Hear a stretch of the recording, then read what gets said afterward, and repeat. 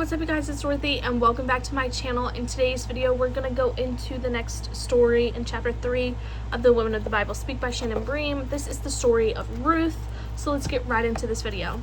This video contains topics of the Bible and me speaking about topics of the Bible. If you do not wish to listen to me talk about the Bible or speak about it, you have been warned and you can click off of this video now. That way you do not continue.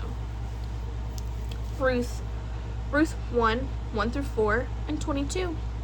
Many of us are familiar with the story of Ruth. After all, Ruth is something of a superstar, a woman who has her own book in the Bible. In fact, Ruth is the only non-Jewish woman to have a book in the Bible named after her.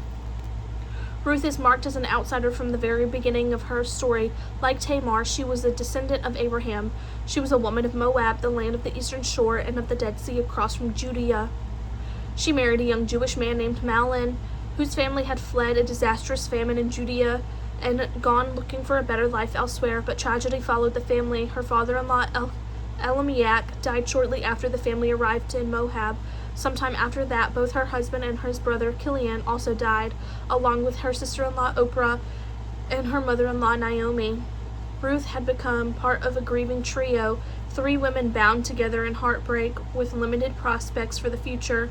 The famine in Judea having ended, Naomi decided to do what many of us would probably do in this situation. She chose to head for home. Her 2 daughters-in-law began the journey with her. After all, who did the 3 women have but one another? But Naomi wouldn't hear of it. She urged the 2 young women to go back to their own homelands and try again. After all, they were young. They could marry again, which would give them renewed hope for family and children. Orpah agreed, but not Ruth. The first words Ruth said in the tragically beautiful story constitute a declaration of such heartbreaking love and loyalty that they are still used in today as an expression of ultimate devotion. Don't urge me to leave you or turn back from you. Where you go, I will go, and whether you stay, I will stay. Your people will be my people, and your God, my God. Where you die, I will die, and there I will be buried. Ruth 1:16 through 17. You've likely heard the stirring of words before, but think about what it really meant for Ruth. She was completely disavowing her former life and pledging to commit to the new country, a new home, a new people, even grow a new religious affiliation. It's truly remarkable. So together Ruth and Naomi journeyed to Naomi's home country of Judea and to her home city of Bethlehem. Here is where an observant reader will sit up and take notice, because this is the first mention of Bethlehem in the Bible. To an ancient Jew reading this story, the significance of the city is obvious. This is the city of David's birth, the home of the great king. But to a Christian reading this story, the city is much more than the home of an earthly king. It is the birthplace of the eternal king, Jesus. Ancient Christian writers associated the Hebrew meaning of the city's name, House of Bread, with Jesus, the true bread from heaven. Bethlehem is where the whole salvation story begins.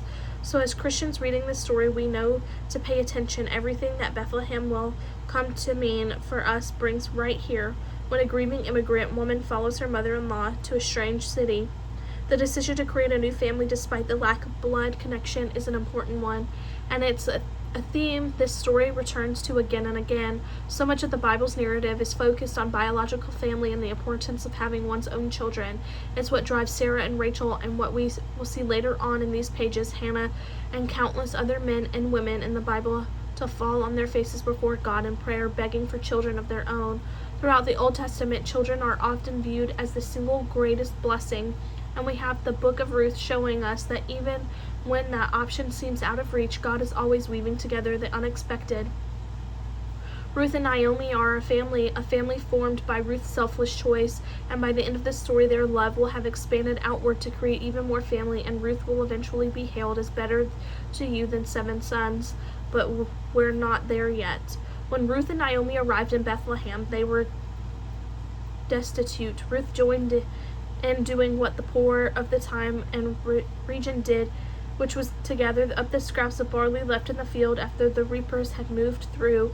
Every field must have had impoverished people just like them, hanging on to its margins, waiting for a few stray stalks of grain to fall. In Leviticus 19:9 through 10, I put my highlighter up a minute ago, we see God's directive to leave the edges of the fields unharvested in order to help the impoverished. After a while, maybe the local people got used to seeing Ruth the same way those of us who lived in cities take the presence of the urban poor for granted. How often do our eyes glaze over the approach of dirty, shabby panhandlers? If we think of them at all, do we wonder before quickly looking away if their own bad choices led them here? Boaz was one of those wealthy landowners, a close relative of Naomi, but to him the poor gleaners were not invisible. He saw a new face among them and asked who she was. When he found out that this was the loyal young woman who journeyed to Bethlehem with Naomi, he insisted that she be given a protected place among the female gleaners and that she be allowed water along with the reapers. This was a counter to the culture, and in numerous ways Boaz was giving a foreigner, a woman, preferential treatment. Ruth was astonished at the generosity and asked Boaz why on earth would he show her such gracious favor. Boaz's answer was simple. He was kind to Ruth because he had heard of her humble kindness. In Ruth 2, we find yet another passage of compassionate words. When they are needed most, Boaz says to Ruth, I've been told all about what you have done for your mother-in-law since the death of your husband, how you left your father and mother and your homeland and came to live with people you did not know before. May the Lord repay you for what you have done. May you be richly rewarded by the Lord, the God of Israel, under whose wings you have come to take refuge. Ruth 2:11-12. Scripture often shows us God favoring those willing to leave everything for his sake.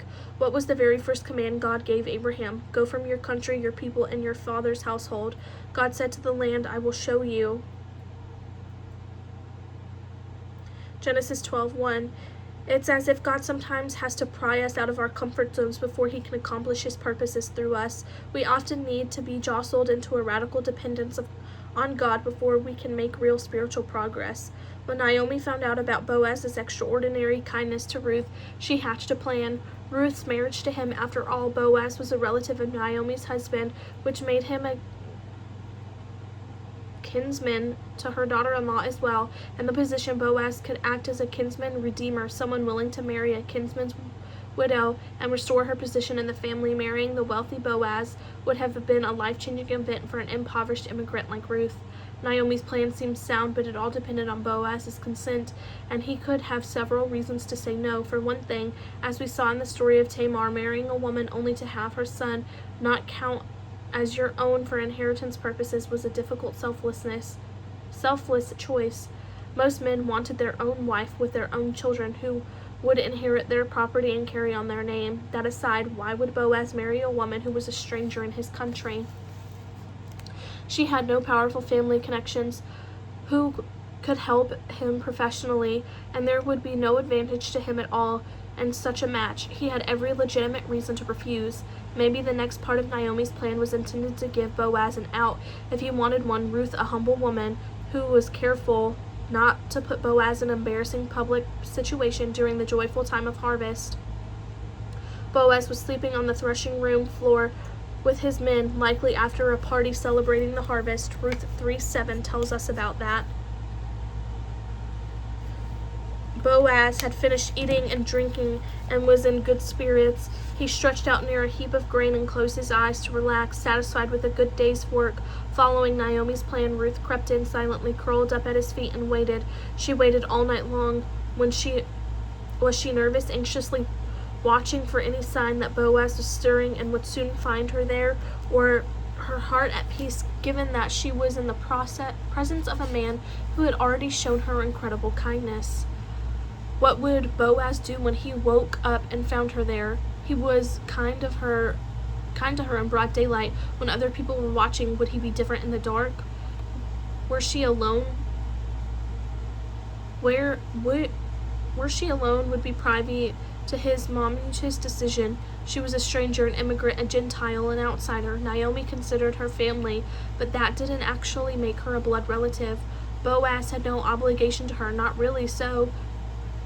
So what did Boaz say when he awoke and found her there?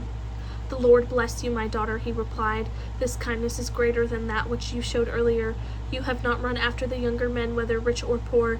And now, my daughter, don't be afraid. I will do for you all you ask. All the people of my town know that you are a woman of noble character. Ruth 3:10-11.